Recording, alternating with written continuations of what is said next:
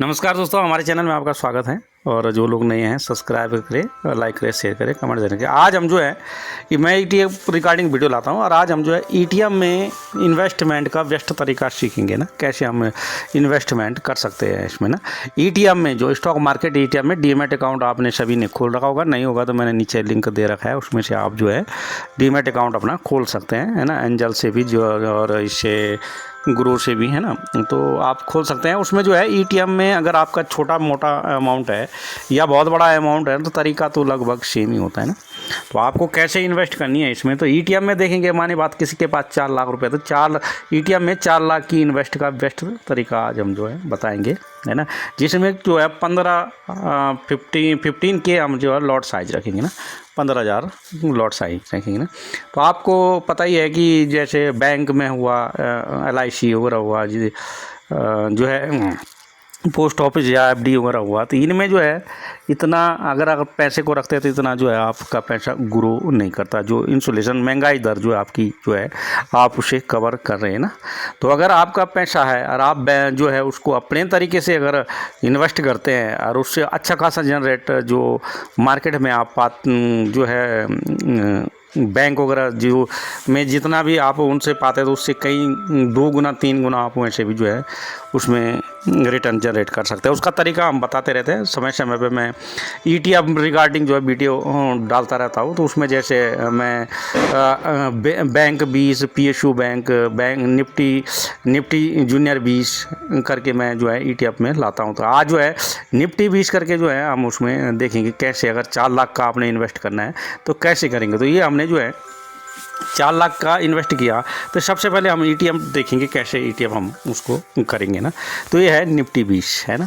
तो निफ्टी 20 ऐसे हम 4 खाने कर देते हैं, जो पोर्टफोलियो अपना कैसे सजाएं ना, कि हमें जो है निफ्टी गिरे तो जो है हमें दूसरी जगह से रिटर्न मिल जाए, और दूसरी जगह से अगर वो गिरे तो जो है हमें जो है ब्रॉडर मार्केट से जो है निफ्टी 50 बैंक 20 से जो है हमें रिटर्न मिल जाए ना।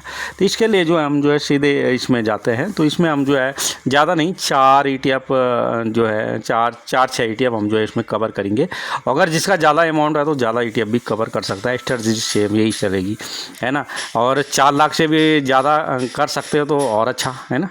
तो ये है कि अगर जितना पैसा आप मतलब बैंक में रखते हैं या कहीं रखते हैं तो उतना जितना 5-6% का 6-7% का तो बैंक देता है ना, तो उससे ज़्यादा बैंक 8-9% का अगर सेम यहाँ रखते हैं तो वहाँ भी रख सकते हैं। तो ये है निफ्टी 20 और बैंक 20, है ना।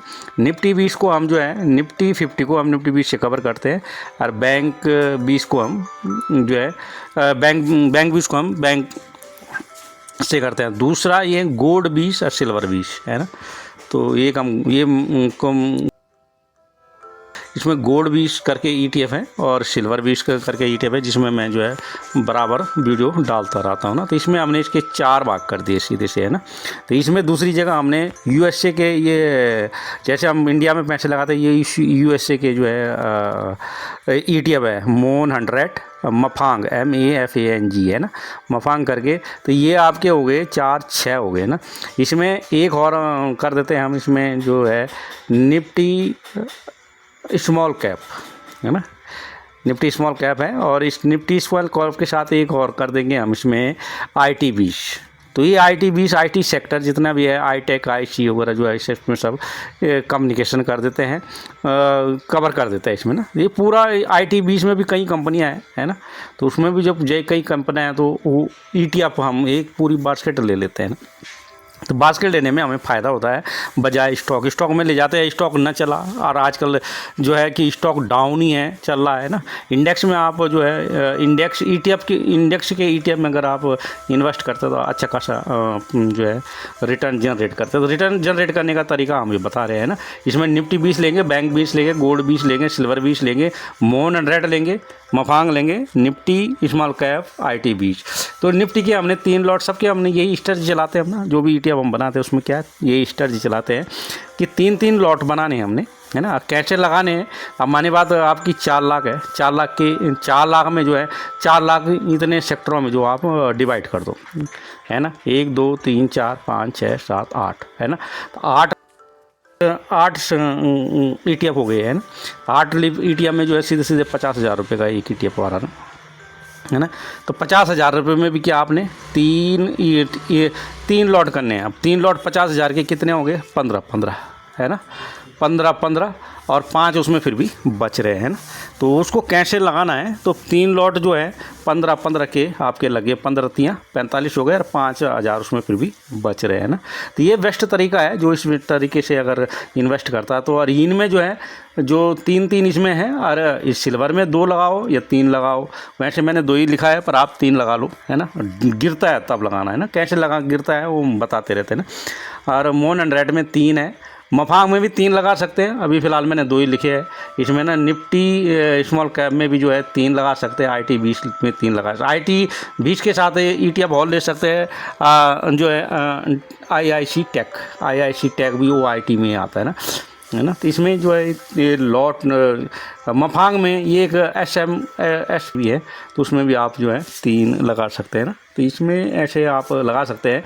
तो 3 लॉट जो है 15 हज़ार रुपये के हो गए। तो एक लॉट आपने इनमें लगाना है। जैसे आपने करंट प्राइस मार्केट प्राइस पे लिया, निफ्टी 20 को लिया, तो 15,000 रुपये इसमें ETF में इन्वेस्ट कर दिए। जितने भी शेयर आपके आते हैं इन्वेस्ट कर दिया, है ना। बाकी पैसा जो है ये लिक्विड 20 में आप रखेंगे।